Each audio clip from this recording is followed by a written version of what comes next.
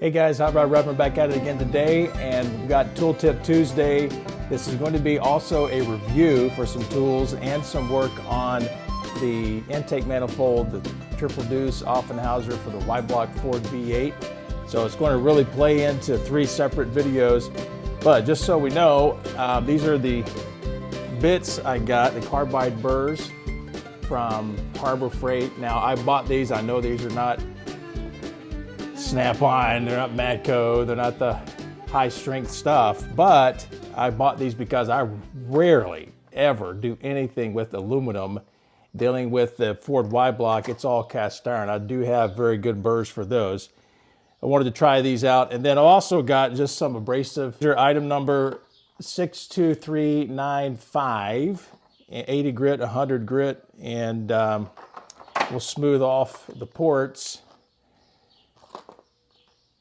Number here, CH2AC, and you can see what style of bit head it actually has. We're going to be using these on the Y-block Ford intake here from Offenhauser. Now the price on these, all right, so here's the real price. No discounts, no nothing. Just off the shelf, 70 bucks and then 8 bucks. We'll see how these things perform. Man, $70 for the Carbide burrs that are really made for soft metal, and of course we're attacking aluminum here. So let's take a look at the intake manifold and see the work we're going to do with these burrs and these abrasive sanding rolls.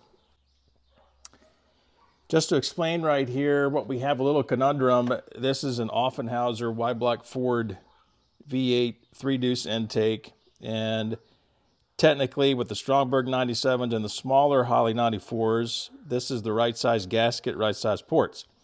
What I'm using are 3 carburetors, 2 ECW, 1 ECG6 that have 1 1/16 bore.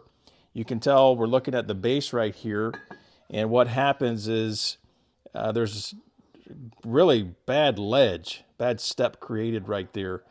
So what I've done is I've got the gasket for the larger bores, ECWs, ECG6.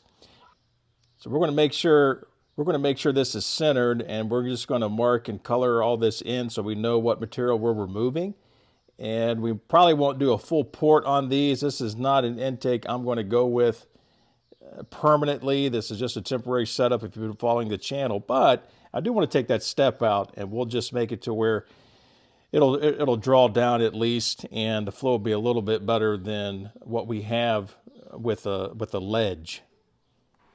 All right, so we got all of our marks made. I really just took a Sharpie here, kind of simplistic to do, and I'm going to try to go with these Carbide burrs and hog as much out as I can.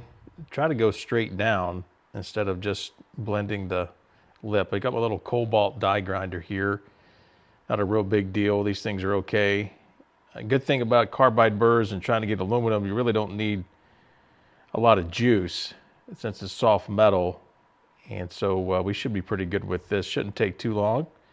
Interested in opening these puppies up and seeing what they can do. Now these Carbide burrs, they do come with a little pouch. While we're opening this up, just to make sure everybody understands, the Carbide burrs you use to cut cast iron, steel, and stuff are the flutes, and I guess the cutting edges are a whole lot tighter. It is a different style of burr. Here with the aluminum jobs that we're opening up, of course these aren't aluminum. I have to forgive my verbiage here, but these Carbide burrs here, you can see where the way the flutes are, how wide they are between cutting edge. That's just to help you with softer metal and not to get a lot of metal in between the cutting edges. But this pouch is pretty nice. It's okay. Keeps everything handy. They got like a round ball, Christmas tree shape, a cylinder shape, and we'll get to it here.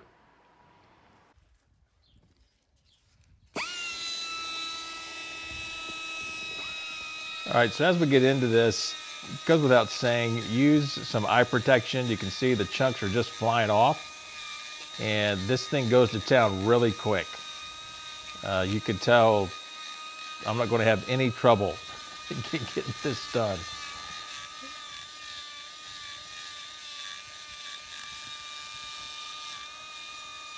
Out of the gate, I'm pretty happy with these carbide burrs and the way that they work. You probably want to have something over your mouth too, maybe one of those PPE jobs.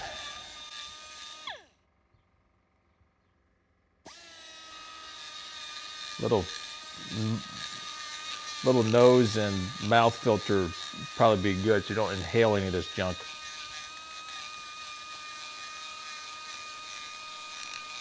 Let's take a look at this real quick. That surprised me how fast this was. Forgive me, but boy, it was really taking off. The materials you can see in the video there.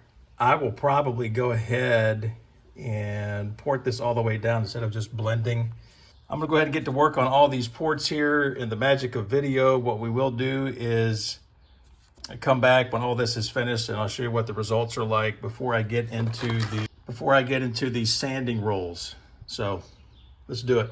This is looking really, really good, but I want to show you how well this is doing. Even I'm on the 6th port.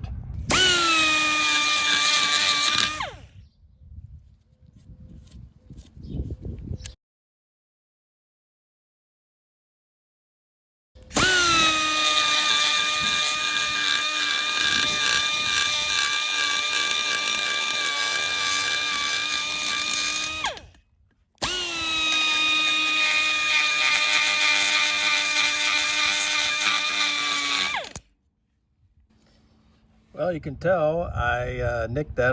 The camera's kind of in the way, so I'm going to try to move this thing over. I'm pretty happy with the results here. This ended up real nice. Of course, I got a couple stupid gouges here when I hit the camera and different things. Sorry about that, but that's not a real big deal. I think I got one time where I down in there, but this took off a lot of metal quickly. Of course, this is soft metal and I get it, but these things are well worth it for DIY guys like us. So pretty happy with it. All right, let's get into the sanding rolls. We're going to go probably with 100 grit. In this package, you've got a couple of shafts here. The longer one is for the 80 grit. Of course, the shorter one's for the 100 grit. So we're just gonna work these over just a little bit. We don't need a whole lot here.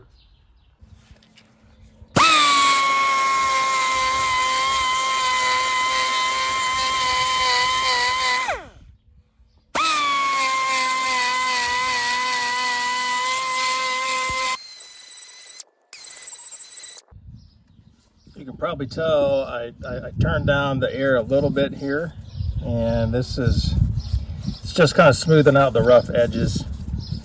Not going to get real crazy here, but anyway, it'll give it a little bit better finish.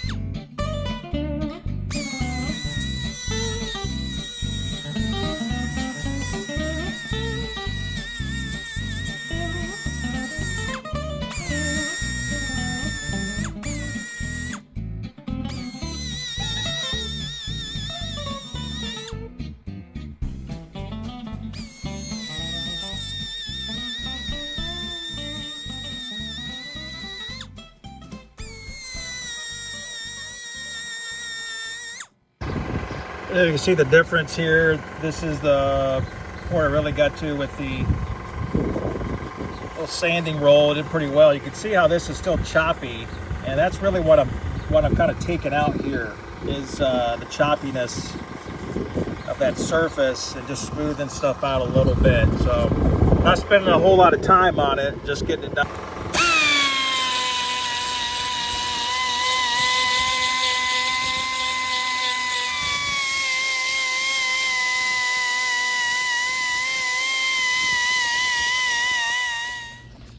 All right, I used one of these sanding rolls. It's about toast.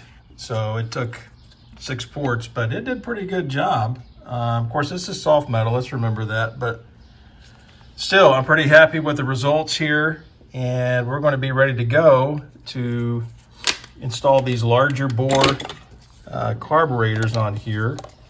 And that ledge is, for the most part, that ledge for the most part has been taken out here. So we are really good. And let me get, oh yeah. Yeah, that is nice. That's just a straight shot down now. So,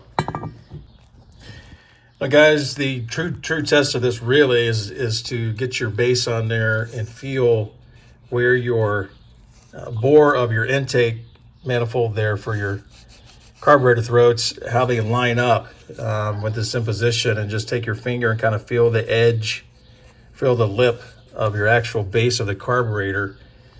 Things feel really good all the way around, and I'm extremely happy with this.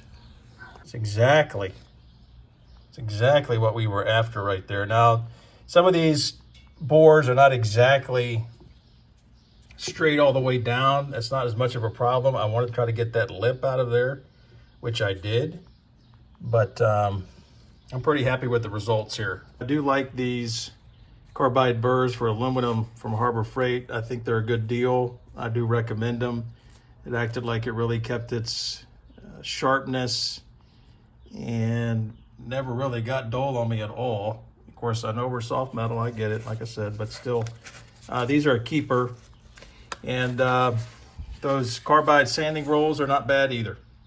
Guys, thanks for joining us for Tool Tip Tuesday. We're going to keep working on this intake manifold here. And at times we'll be reviewing tools. We'll keep building on the 312 Ford Y-Block V8 engine. I encourage you to get on the playlist here, so what else is available. All kinds of comments and of course views and interest in that build with Tim McMaster, the Y-Block guy up in Hanford, California. Then also from week to week, we got Wednesdays in the Word, Bible study. And then we also got updates on this 1955 Ford Fairlane Club Sedan that I've owned since I was 16. Good to have a little bit of time during the day and not be recording a video at night. We'll catch you guys on the next one.